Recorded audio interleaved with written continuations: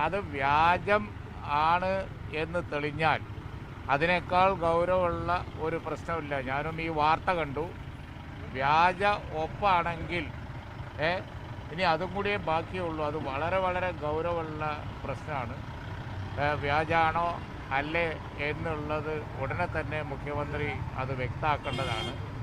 അങ്ങനെ ഒരു സംഭവം കേരളത്തിന് ഇതിനു മുമ്പ് നടന്നിട്ടുണ്ടാവില്ല.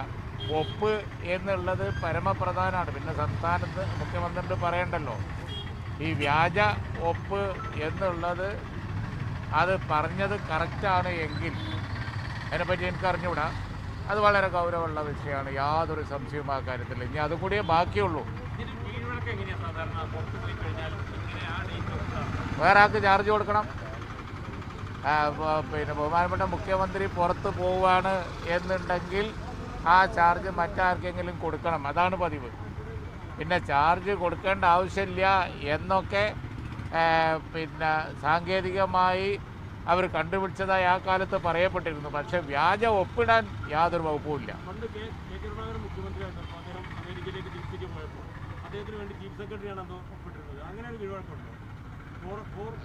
അല്ല, അത് അതിൻ്റെ കോണ്ടസ്റ്റ് അനുസരിച്ചിരിക്കും. ഒപ്പ് തന്നെയാണ് എന്ന് പറഞ്ഞുകൊണ്ട് വേറെ ആക്കിടാൻ പറ്റൂല. അത് പറയുമ്പോൾ ആ കാര്യം വ്യക്തമാക്കി പറഞ്ഞുകൊണ്ട് വേറെ കോണ്ടസ്റ്റിലേ പറ്റുള്ളൂ. ഒരാളുടെ ഒപ്പ് വേറെ ആക്കിടാൻ പറ്റില്ല. 4 പറ്റും. അത് 4 ആ മാറ്റർ 4 വെച്ച് ഒപ്പിട്ടാലും മതി എന്നുള്ള മാറ്റർ ആണെങ്കിൽ മാത്രം. അത് ആൾറെഡി മുഖ്യമന്ത്രി കണ്ടതാണ്, ഒപ്പിട്ടതാണ്. അപ്പോൾ അങ്ങനത്തെ അതിൻ്റെ വശങ്ങൾ പരിശോധിക്കണം. അത് അവരാണ് ഇത് സംബന്ധിച്ചുള്ള വിശദീകരണം തരേണ്ടത്. അപ്പോൾ എന്തായാലും ഒരു കാര്യം തീർച്ചയാണ്, വ്യാജ ഒപ്പാണെങ്കിൽ വളരെ വളരെ ഗൗരവമുള്ള വിഷയമാണ്. അത് അവരാണ് പ്രതികരിക്കേണ്ടത്. ബഹുമാനപ്പെട്ട മുഖ്യമന്ത്രി തന്നെയാണ് ഇത് സംബന്ധിച്ച് രണ്ടും വെച്ച് മുഖ്യമന്ത്രി അത് സംബന്ധിച്ച് പ്രതികരിക്കണം. അല്ല, മുഖ്യമന്ത്രി ഇവിടെ ആ സമയത്ത് സ്ഥലത്തില്ല. അദ്ദേഹത്തിന് പിന്നീട് വന്നിട്ട് അങ്ങനെ ഒപ്പിടാൻ കഴിയുമോ ഈ ഡേറ്റ് വെച്ചിട്ട്? അപ്പോൾ പിന്നെ ഡേറ്റ് മാറുമല്ലോ. ആ ഡേറ്റിനായിരിക്കുമല്ലോ. ആ ഡേറ്റിന് ഒപ്പുണ്ടെന്നാണ് ഇപ്പോൾ പറഞ്ഞത്. അത് പിന്നെ സത്യമാണോ എന്ന് എനിക്കറിഞ്ഞൂടാ. ഒരാൾ പത്രസമ്മേളനത്തിൽ പറഞ്ഞതാണ്. പക്ഷേ അത് സംബന്ധിച്ചുള്ള വിവരം പറയേണ്ടത് മുഖ്യമന്ത്രിയാണ്. വ്യാജ ഒപ്പാണെങ്കിൽ വളരെ ഗൗരവമുള്ള പ്രശ്നമാണ്. ശരി. കഴിഞ്ഞ ദിവസം ലീഗിൻ്റെ തന്നെ പി കെ ഫിറോസ് ആരോപണം ഉന്നയിച്ചിരുന്നു. മയക്കുമരുന്ന് കേസിൽപ്പെട്ട ആളും ദിനേശ് കുടിയേരിയുമായിട്ട് ഒത്തുവെച്ചോടുണ്ടായിട്ടുണ്ട്, പണം കൊടുക്കുമെന്നൊക്കെ പറയുന്നു. ഇതൊക്കെ എത്രമാത്രം വലിയ ആരോപണങ്ങളാണ്?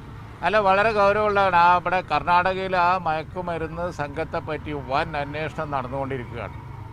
ആ അന്വേഷണത്തിൽ വലിയ മലയാളി ബന്ധമുണ്ട് എന്നുള്ളതും ഇപ്പോൾ ഇതിനകം തന്നെ വ്യക്തമായി കഴിഞ്ഞു.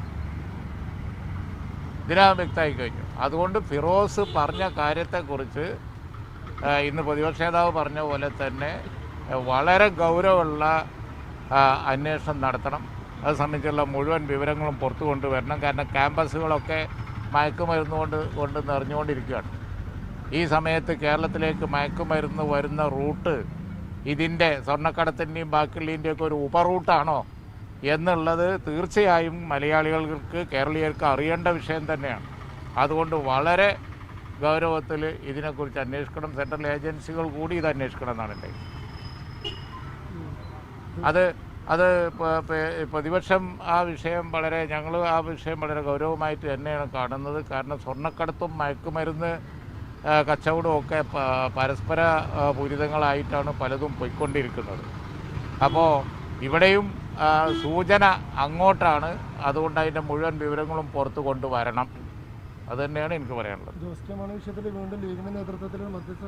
അത് അടുത്ത യു ഡി എഫിന് ശേഷം ഫോൺ വഴി ബന്ധപ്പെടുന്നതിന് ഇപ്പോൾ കുഴപ്പമൊന്നുമില്ലല്ലോ. ഞങ്ങളൊക്കെ പരസ്പരം നല്ല ബന്ധമുണ്ട് ഫോൺ വഴി. അത് നിഷേധിക്കുന്നൊന്നുമില്ല. അത് സത്യം തന്നെയാണ്. സംസാരമൊന്നും ആരും നിർത്തിയിട്ടില്ല. സംസാരമൊക്കെ കണ്ടിന്യൂ ചെയ്യുന്നുണ്ട്. പൊളിറ്റിക്കൽ എഗ്രിമെൻറ്റും ഡിസഗ്രിമെൻറ്റും വേറെ, ബന്ധങ്ങൾ വേറെ. ഞങ്ങളൊക്കെ അത് പ്രത്യേകിച്ച് അവർ യു ഡി എഫിൻ്റെ പാർട്ടായിരുന്ന ആളുകളാണ്.